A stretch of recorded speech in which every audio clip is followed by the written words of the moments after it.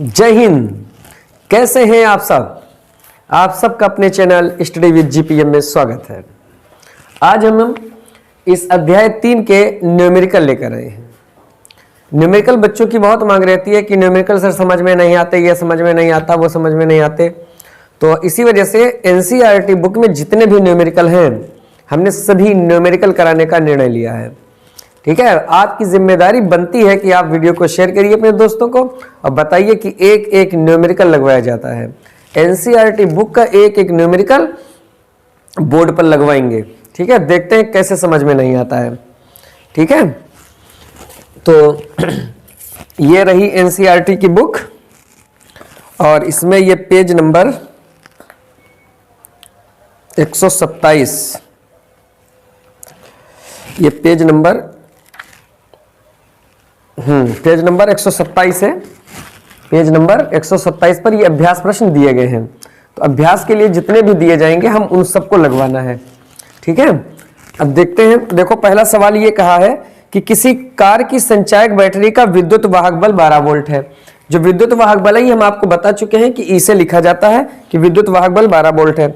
यदि बैटरी का आंतरिक प्रतिरोध 0.4 ओम है, जो आंतरिक प्रतिरोध है बैटरी का 0.4 ओम है, तो बैटरी से ली जाने वाली अधिकतम धारा का मान क्या होगा? तो बैटरी से ली जाने वाली अधिकतम धारा का मान हमें ज्ञात करना है। एक कोई कार की बैटरी है जिसका विद्युत वाहक बल, ये चलो एक बार हम और बता देते कि जो विद्युत वाहक बल होता है वो क्या होता है। जब कोई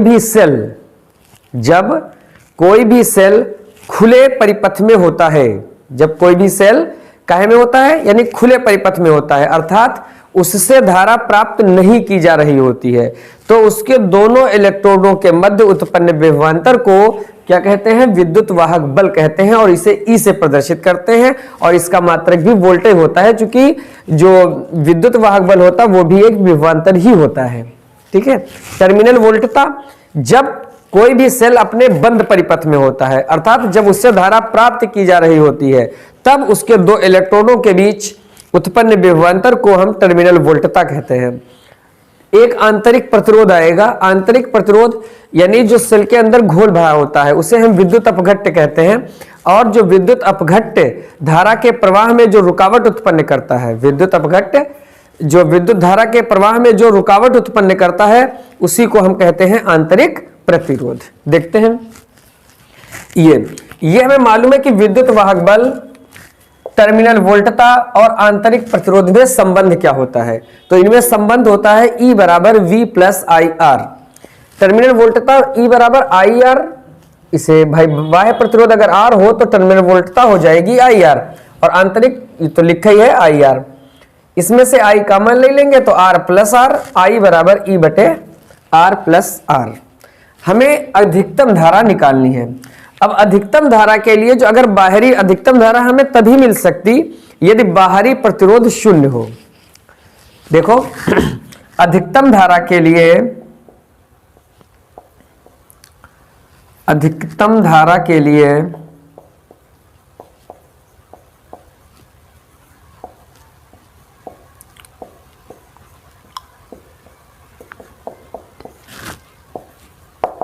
कैपिटल R बराबर 0। अधिकतम धारा के लिए कैपिटल R बराबर 0 इंक डाले थे।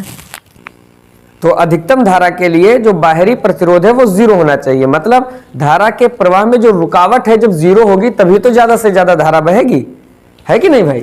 तो यहां पर R बराबर 0। तो I बराबर सूत्र का क्या होता है? I बराबर होता है E बटे R प्लस R। अब यहां से देखना, I मैक्सिमम बराबर क्या हो जाएगा? E बटे R। I मैक्सिमम क्या हो जाएगा? E बटे R। चूंकि R का मान जो हो गया है वो 0 हो गया है तो इसे छोड़ देंगे, E बटे R। अब देखो इधर, I मैक्सिमम बराबर यानी अधिकतम धारा E का मान जो है वो कितना है?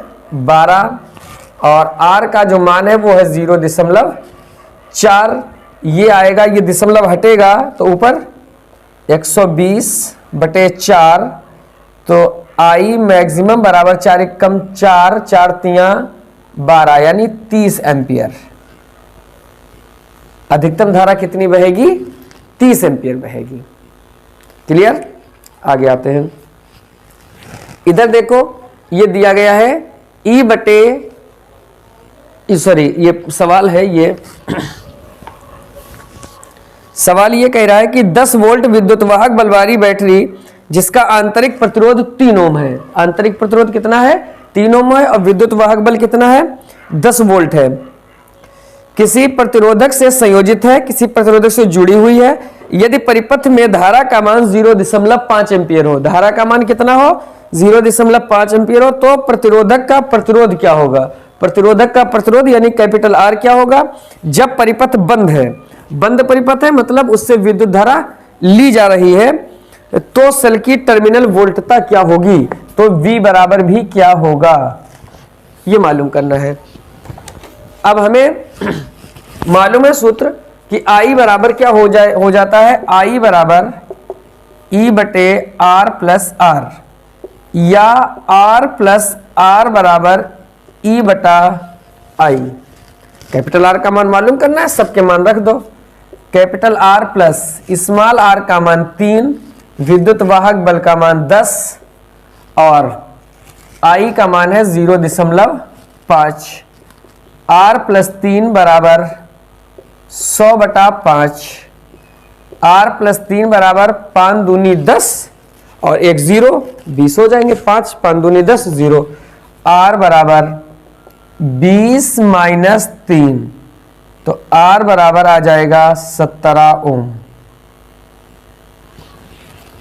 R बराबर 17 ओम, मतलब जो वोल्टता आ गई, वो प्रतिरोध जो आ गया वो कितना आ गया? 17 ओम। ये तो हो गया आंसर 1।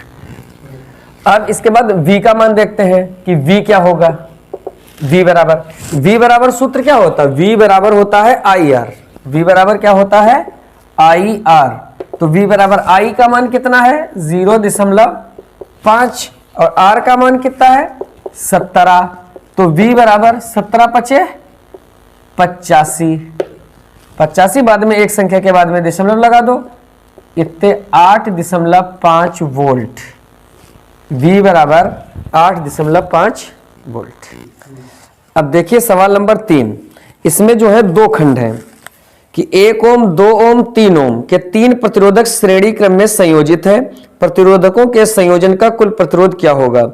दूसरा ये कह रहा है कि यदि प्रतिरोधकों का संयोजन किसी 12 वोल्ट की बैटरी जिसका आंतरिक प्रतिरोध नगण्य से संबंधित है, तो प्रत्येक प्रतिरोधक के सिरों पर वोल्टता ज्ञात कीजिए, वोल्टतापात ज्ञात कीजिए। देखो क्या कह रहा है, ये कह रहा 3 प्रतिरोध ये श्रेणी क्रम में जुड़े हुए हैं। 3 प्रतिरोध श्रेणी क्रम में कैसे जोड़े जाते हैं? जिससे कोई एक प्रतिरोध है उसका दूसरा सिरा अगले प्रतिरोध के पहले सिरे से जोड़ा जाता है। तो ये मान लो R1 है, ये R2 है और ये R3 है, इस तरीके से जुड़े हैं। तो जब श्रेणी क्रम में जुड़े होते हैं तो इनमें बहने वाली धारा जो होती है वो समान रहती है और इनके जो विभवांतर होते हैं वो अलग अलग रहते हैं। ठीक है, तो श्रेणी क्रम के लिए हमें क्या बात याद रखनी है कि जो धारा बहती है वो एकदम समान बहती है और जो उनके विभवांतर होते हैं वो अलग अलग होते हैं। ये बात ध्यान रखनी है। तो श्रेणी क्रम में जब प्रतिरोधों को जोड़ा जाता है तो R बराबर सूत्र होता है R1 plus R2 plus R3। तो R बराबर 1 प्लस 2 प्लस 3, तो R बराबर 3 2 5 1 6 ओम। ठीक है, फिर बता रहा है कि यदि विद्युत वाहक बल 12 वोल्ट हो और आंतरिक प्रतिरोध कितना हो? 0 हो, तो V1 V2 V3 ज्ञात कीजिए। यानी पहले प्रतिरोध के सिरों के बीच विभवांतर, दूसरे प्रतिरोध के सिरों के बीच विभवांतर और तीसरे प्रतिरोध के सिरों के बीच विभवांतर ज्ञात कीजिएगा। ठीक है, E बराबर दिया गया है, R बराबर दिया गया है, तो इसमें हम पहले I बराबर निकाल लेते हैं। पहले क्या निकाल लें हम? I बराबर हमें मालूम है कि E बटे R प्लस R होता है। I बराबर क्या होता है? E बटे R प्लस R होता है। अब देखोगे कि इसमें जो है स्मॉल r यानी आंतरिक प्रतिरोध जो है वो 0 के बराबर है। जब आंतरिक प्रतिरोध 0 के बराबर है तो E बटे R का मान कितना निकाला हमने? 6 निकाला प्लस 0 और E का मान भी रख दो। E का मान कितना दिया गया है? 12, तो I बराबर 12/6, यानी I बराबर आ गया आपका 2 एम्पियर। I का मान कितना आ गया? 2 एम्पियर। अब हमें निकालना है इनके सबके विभवांतर। तो V बराबर सूत्र क्या होता है? V बराबर होता है IR। V बराबर होता है IR। तो यहां से V1 बराबर क्या हो जाएगा? IR1। V1 बराबर IR1। हालांकि I1 R1 होना चाहिए था, लेकिन जब श्रेणी क्रम में जुड़े होते हैं तो प्रतिरोध, तो उनमें जो बहने वाली धारा है वो समान रहती है, बदलती नहीं है, इस वजह से IR1। इसी तरीके से V2 बराबर क्या हो जाएगा? खुद बता दो, IR2। V3 बराबर क्या हो जाएगा? IR3। I का मान कितना है? 2। R1 का मान कितना है? 1, 2 एकम 2 ओम, सॉरी 2 वोल्ट। I का मान 2, R2 का मान भी 2, तो 2 दूना 4 वोल्ट। I का मान 2, R3 का मान 3, 2 तिया 6 वोल्ट। ये सब आंसर निकल के आ गए, यही आंसर हो जाएंगे। ठीक है, अगला चौथा सवाल देखते हैं। इसमें भी 3 प्रतिरोध दिए गए, एक 2 ओम का, एक 4 ओम का, एक 5 ओम का, लेकिन इसमें बताया है कि पार्श्व क्रम में जुड़े हैं। चौथे सवाल में कहा यह गया है कि ये कौन क्रम में जुड़े हुए हैं? ये सभी पार्श्व क्रम में। यदि संयोजन को यह है कि 2 ओम, 4 ओम और 5 ओम के 3 प्रतिरोधक पार्श्व क्रम में संयोजित हैं, संयोजन का कुल प्रतिरोध क्या होगा? फिर अगले में है, यदि संयोजन को 20 वोल्ट के विद्युत वाहक बल की बैटरी जिसका आंतरिक प्रतिरोध नगण्य से संबद्ध किया जाता है, तो प्रत्येक प्रतिरोधक में प्रवाहित होने वाली धारा तथा बैटरी से ली गई कुल धारा का मान ज्ञात कीजिए। देखो, ये समांतर क्रम में जुड़े हैं। जब प्रतिरोधों को समांतर क्रम में जोड़ा जाता है तो यदि उनका तुल्य प्रतिरोध R हो तो सूत्र बनता जाके 1/R बराबर 1/R1 प्लस 1/R2 और प्लस 1/R3। 1/R बराबर 1/2 प्लस 1/4 और प्लस 1/5। 1/R बराबर 2, 4, 5 का एलसीएम लिए लेते हैं। एलसीएम वो संख्या होती है जिसका सम में भाग चला जाए, वो छोटी से छोटी संख्या, या समझ लो कि एलसीएम देखो ऐसे लिया जाता है। कोई भी 2 संख्याएं जब तक कटती रहेंगी, जब तक हम इसे काटते रहेंगे। 2 एकम 2, 2 दूना 4 और ये 5, यानी 2 अब तो कटेंगे नहीं, तो 2 गुणे 1 गुणे 2 गुणे 5, 2 एकम 2, 2 दूना 4, 4 पंजे 20। कितना हो जाएगा एलसीएम? 20।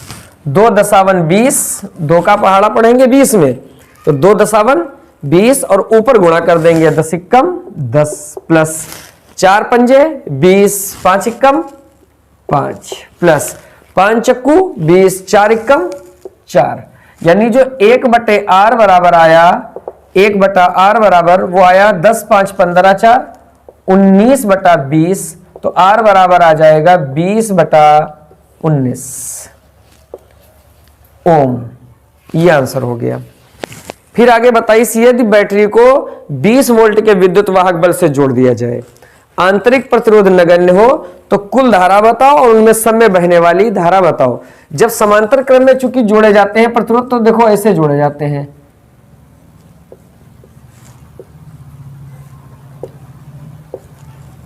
इस टाइप से जोड़े जाते हैं। ठीक है, यहां पर मान लो बैटरी जो कुछ भी है, तो जब समांतर क्रम में जोड़े जाते हैं यानी पार्श्व क्रम में जोड़े जाते हैं, तो उनमें बहने वाली धाराएं अलग अलग होती हैं और विभवांतर समान होते हैं। श्रेणी क्रम में विभवांतर अलग अलग होते हैं, धारा समान होती, इसमें धाराएं अलग अलग होती और विभवांतर समान होते हैं। समझ गए? तो देखो, E बराबर R बराबर 0 है, E बराबर 20 है, I बराबर होता है E/R प्लस R।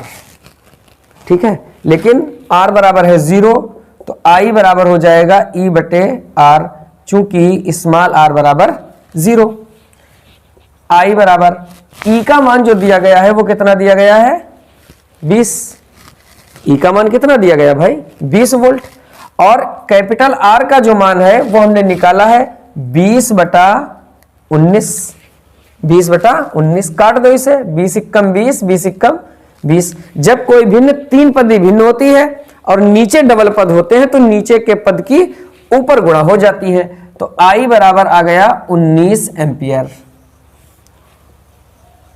ये कुल धारा निकल आई, ये पूछा गया था कुल धारा बताओ, तो कुल धारा कितनी है 19। अब हमें ये सभी मतलब हर प्रतिरोध में बहने वाली धारा बताओ। तो I बराबर होता है V बटे R, I बटा V बटा R से I बराबर हो जाएगा V बटे R1।